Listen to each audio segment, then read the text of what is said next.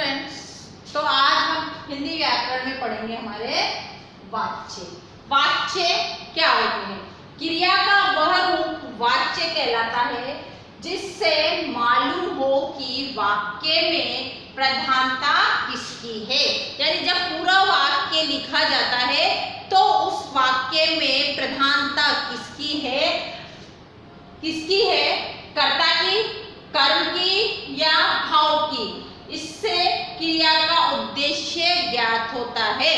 यानी कि क्रिया का वो पद या वह रूप हमारा वाच्य कहलाएगा जिससे मालूम हो कि वाक्य में प्रधानता किसकी है, कर्म की है कि क्रिया की है कि भाव की है या कर्ता की। ये जैसे ज्ञात होता है वो हमारे वाच्य कहलाते हैं। वाच्य के प्रकार तीन होते हैं: कृतवाच्य, कर्मवाच्य और भाववाच्य। यानी कृतवाच्य जिसमें कर्ता की प्रधानता, कर्म की प्रधानता या जिसमें भाव की प्रधानता होगी। अब हम पढ़ेंगे कृतवाच्य।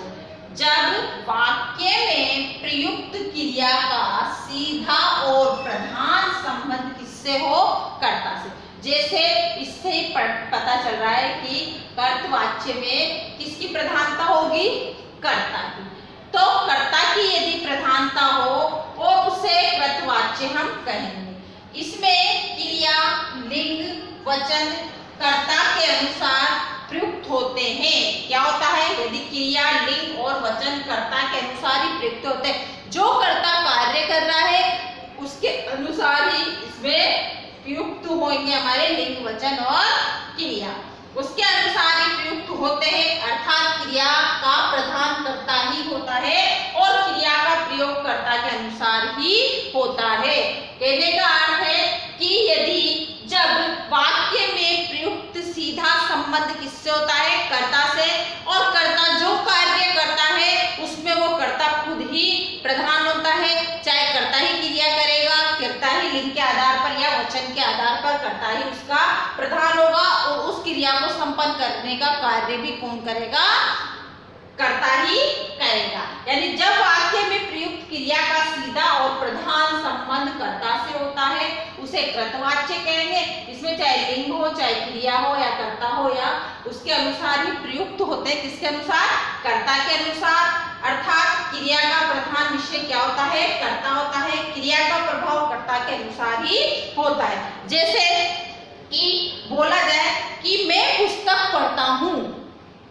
कौन? मैं पुस्तक पढ़ता हूँ। तो मैं पुस्तक जो पढ़ रहा हूँ उसमें क्या प्रधानता होगी? मैं पुस्तक पढ़ता हूँ।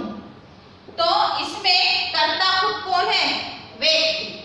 पुस्तक पढ़ता हूँ यानी व्यक्ति, कर्ता खुद उस कार्य को कर रहा है। तो किसकी प्रधानता है इसमें? खुद कर्ता की।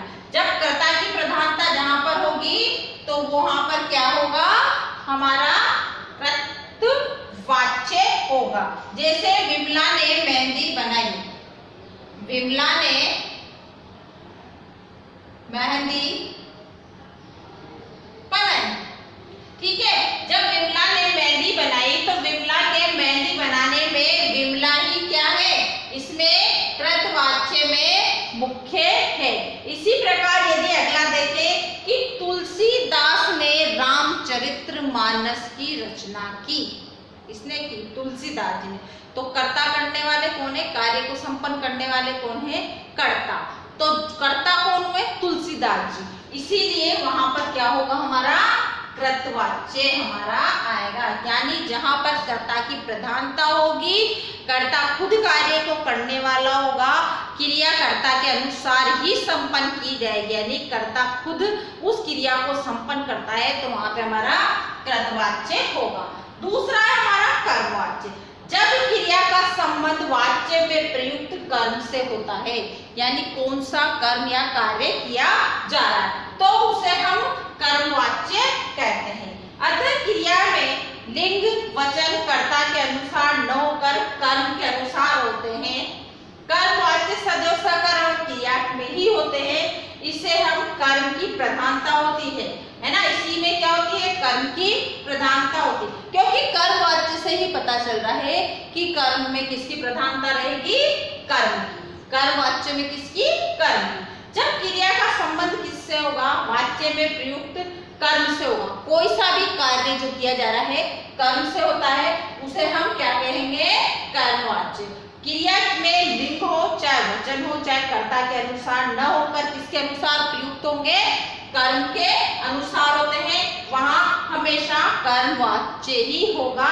इसमें हमेशा सकर्मक क्रिया का ही प्रयोग होगा और इसमें कर्म की प्रधानता ही आती है। जैसे मैं करूं, दूध सीता के द्वारा पिया गया, है ना। लिखा जाए कि दूध किसके द्वारा पिया गया, सीता के द्वारा, यानी किसकी प्रधानता हुई, कर्म की प्रधानता हुई। कर्म कार्य किसके द्वारा किया गया, कर्ता के द्वारा कार्य किया गया, तो वो कर्म किसने किया, सीता ने। तो क्या, दूध, तो वो जो हुआ हमारा, वो क्या हुआ, कर्म करना, पीना, क्या हुआ हमारा, कर्म कहलाया। पत्र सीता के द्वारा लिखा गया या पत्र गीता के द्वारा लिखा गया, है ना। या फिर हम बोले कि मिठाई मनोज के द्वारा खाई गई, या मनोज ने खाई, है ना। या फिर चाय राम के द्वारा पी गई या राम के द्वारा बनाई गई, है ना। खाना मम्मी के द्वारा बनाया गया, तो क्या हो गया, इसमें कर्म की प्रधानता होगी। जो कार्य किया गया उसकी प्रधानता हो गई, तो वहां पर हमारा कर्मवाच्य आ जाएगा। फिर हमारा भाववाच्य।